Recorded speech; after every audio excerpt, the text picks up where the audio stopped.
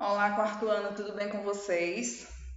Hoje, segunda-feira, dia 16 de novembro de 2020, nós estamos iniciando mais um dia e mais uma semana e vamos agradecer ao Senhor Jesus por mais essa semana que está se iniciando. Então, junta as mãozinhas, fecha os olhinhos para que a gente possa agradecer. Senhor Jesus, nós te agradecemos por mais essa semana que está se iniciando.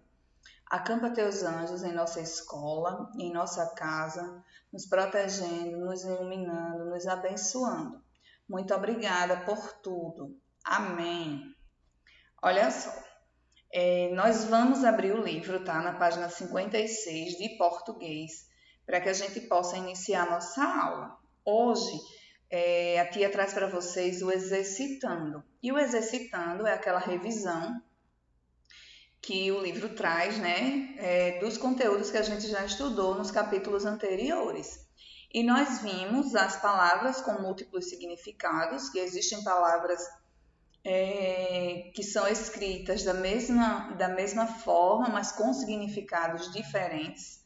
Elas têm a escrita e a pronúncia igual, mas o significado dela é diferente.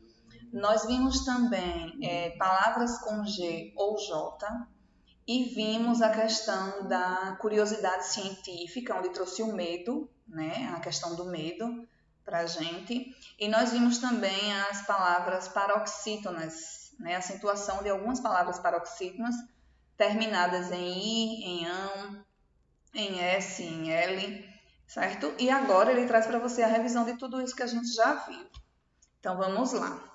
Leia a seguir uma curiosidade científica que Anita encontrou durante a pesquisa para escrever seu verbete de enciclopédia infantil. Filmes de terror, porque algumas pessoas gostam de sentir medo.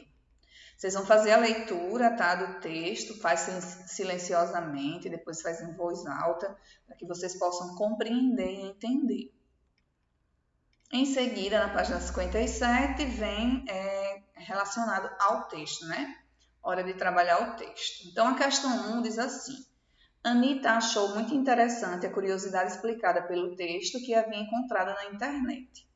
Letra A. Qual é essa informação? Letra B. Qual é a explicação dada para o fato mencionado no item anterior?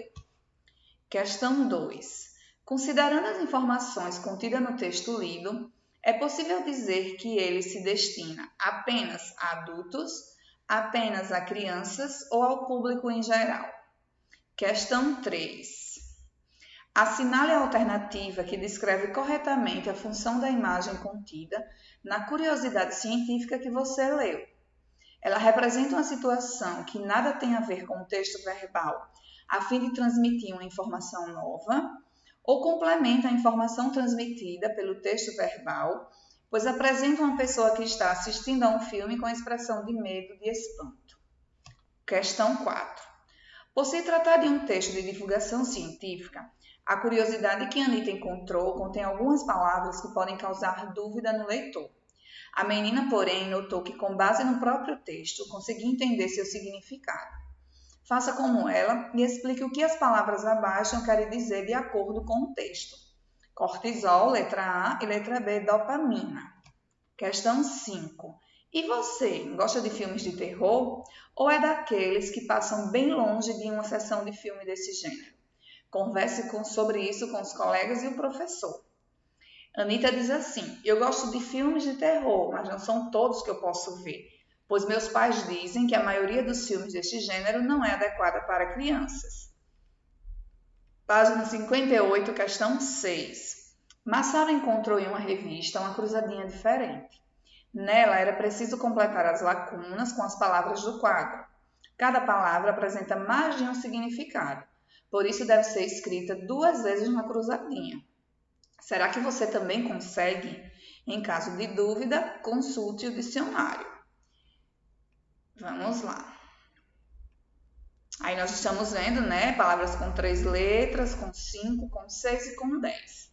E abaixo nós vamos vendo a cruzadinha e logo em seguida é o significado de cada palavrinha daquela. Página 7. Marina acha muito divertido. Página 7 não, questão 7. Marina acha muito divertido brincar com jogos online. Veja o jogo em que ela encontrou, em que precisa achar 10 palavras escritas com G ou J. Jogue também.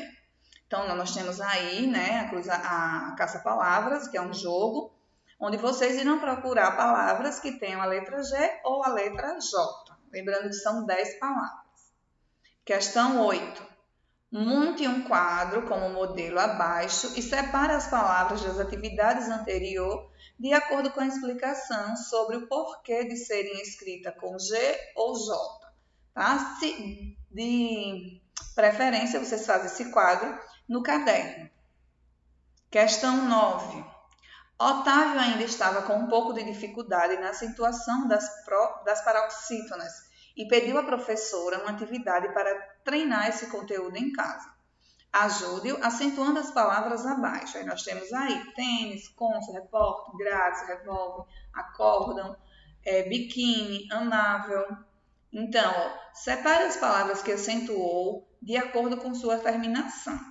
Paroxítonas acentuadas terminadas em I ou IS, paroxítonas acentuadas terminadas em L, paroxítonas acentuadas terminadas em R e paroxítonas acentuadas terminadas em ão ou ãos, certo?